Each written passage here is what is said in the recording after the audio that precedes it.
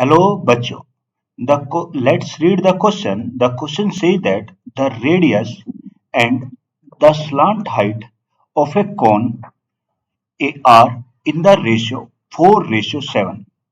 If its curved surface area is 792 centimeter square, then find the radius.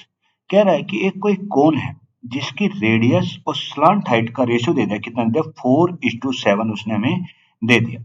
साथ में बता रहा है कि जो उसका कर्ड सरफेस एरिया है वो कितना है? 792 सेंटीमीटर स्क्वायर है. तो बोलता है उसकी रेडियस बताओ. मान लो ये कोई एक कोन है, ये कोई एक कोन है इस टाइप से.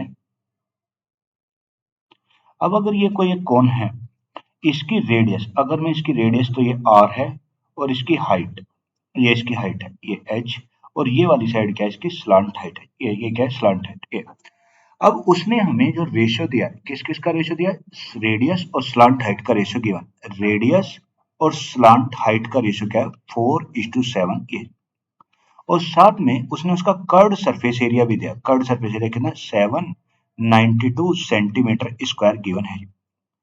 अब सबसे पहले हमें ये बताना चाहिए कि रेशियो रेशियो पता है रेडियस और स्लांट हाइट का. तो अगर मैं इस रेशियो को नंबरों की तरह यूज करना चाहूँ, तो कोई भी चीज को नंबरों की तरह कैसे यूज किया जाता है? उसके साथ वेरिएबल लगा के. तो अगर मुझे ऐसे नंबरों की, तो मैंने इसके साथ भी x लगा दिया और इसके साथ भी x लगा दिया. तो यहाँ से जो अब रेडियस होगी वो कितनी? 4x हो गई.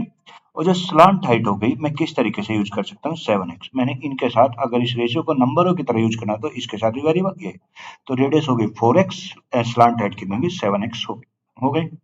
अब हम जानते हैं, उसने हमें कर्व सरफेस एरिया दे रखा है, तो हम जानते हैं सी एस से ऑफ कोन, जो सी एस से होता है कोन का कर्व सरफेस एरिया क्या होता है? पाई आर एल होता है. क्या? पाई आर एल. अब देखो, अगर मैं यहाँ पे वैल्यू पुट कर दूं, उसने हमें कर्व सरफेस एरिया दे रखा है कितना? 792, और यहाँ पे वैल्यू पुट कर दो, अगर 22/7 इंटू आर. आर कितना है मेरा? 4x है, और एल कितना है? 7x है. तो 7 से तो 7 कट गया. अगर इसे काटे भाई, ये 4 से कट जाएगा. 4 से इसे काटेंगे तो 4 एकम 4, बचे कितने? 3. बचे कितने? 3. 4 दूनी 36, बचे कितने? बचे कितने? 3. 4 अठू 32. ये हो गए. तो ये आ गया 4 अठू 32. ये हो गया. अगर 22 से काटेंगे तो कितना? 9. तो यहाँ से जो इधर आ गया 9, और इधर क्या बचा? x into x. X into x कितना हो गया? एक्स स्क्वायर हो. यानी एक्स स्क्वायर का मान आ गया 9. अभी तो अगर एक्स स्क्वायर 9 के बराबर, तो 9 किसका स्क्वायर होता है? 3 का स्क्वायर होता है. तो x का मान कितना आ गया? 3.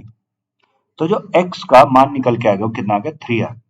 अगर x का मान यहाँ पे 3 है, अब उसने x नहीं पूछा, उसने पूछा रेडियस. तो अगर रेडियस पूछे तो रेडियस कितना हो जाएगा? रेडियस का कितना था? 4x था. तो 4 और इंटू कितना? 3, और 4 से कितना होगा? 12. यानी जो उसकी रेडियस रही होगी, वो कितनी रहेगी? 12 सेंटीमीटर रही होगी. So the answer of this question is 12 centimeter. Hope you will understand it well. Thank you.